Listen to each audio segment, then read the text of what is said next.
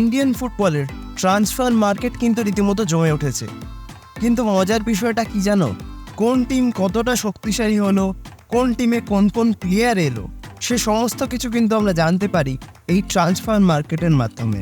আবার কোন কোন টিম কোন কোন প্লেয়ারকে ছেড়ে দিল, সেটাও কিন্তু আমরা জানতে পারি এই ট্রান্সফার মার্কেটের মাধ্যমে।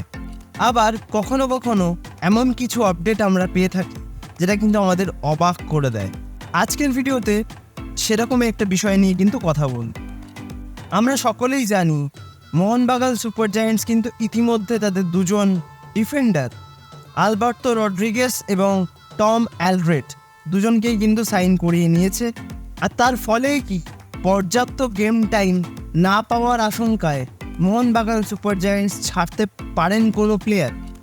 খবর কিন্তু অনেকটা সেরকমই। তবে আমি প্রথমেই বলে দিচ্ছি, এটা কিন্তু কোনো কনফার্ম আপডেট নয়, এটা জাস্ট একটা আপডেট বেরিয়ে এসছে, তাই তোমাদের সঙ্গে শেয়ার করছি। কনফার্ম কিন্তু এখনও এ বিষয়ে কিছুই জানা যায়নি যে তিনি মোহনবাগান সুপার জায়ান্টসে থাকবেন নাকি অন্য কোনো দলে জয়েন করবেন। তো যে প্লেয়ারটাকে নিয়ে কথা বলছি, প্লেয়ারটাকে আমরা সবাই চিনি, বা যারা ভারতীয় ফুটবলকে ফলো করি তারা সবাই চিনব, যিনি কিন্তু এই মুহূর্তে ভারতীয় ফুটবলের অন্যতম সেরা একজন সেন্টার ব্যাক।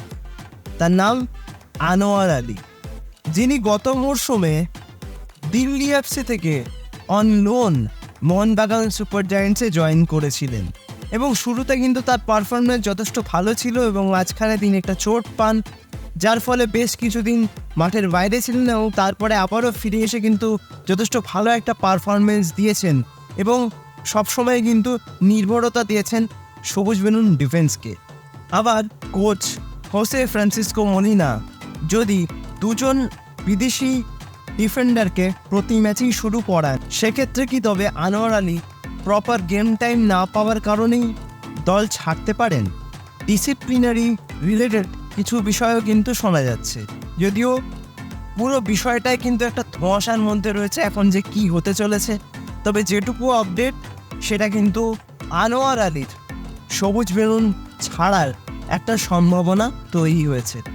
আর হ্যাঁ, আরেকটা বিষয়, সেটা হচ্ছে আনোয়ার আলী যেহেতু লোন ডিলের মাধ্যমে মোহনবাগান সুপার জায়ান্টসে সাইন করেছিলেন, সেক্ষেত্রে তিনি হয়তো অন্য কোনো দলে জয়েন করতেও পারেন, সেটা কিন্তু সময় বল। তো দেখা যাক এ বিষয়ে ভবিষ্যতে কি আপডেট বেরিয়ে আসে। অবশ্যই খুব তাড়াতাড়ি হয়তো আমরা এ বিষয়ে কোনো আপডেট পেয়ে যাব।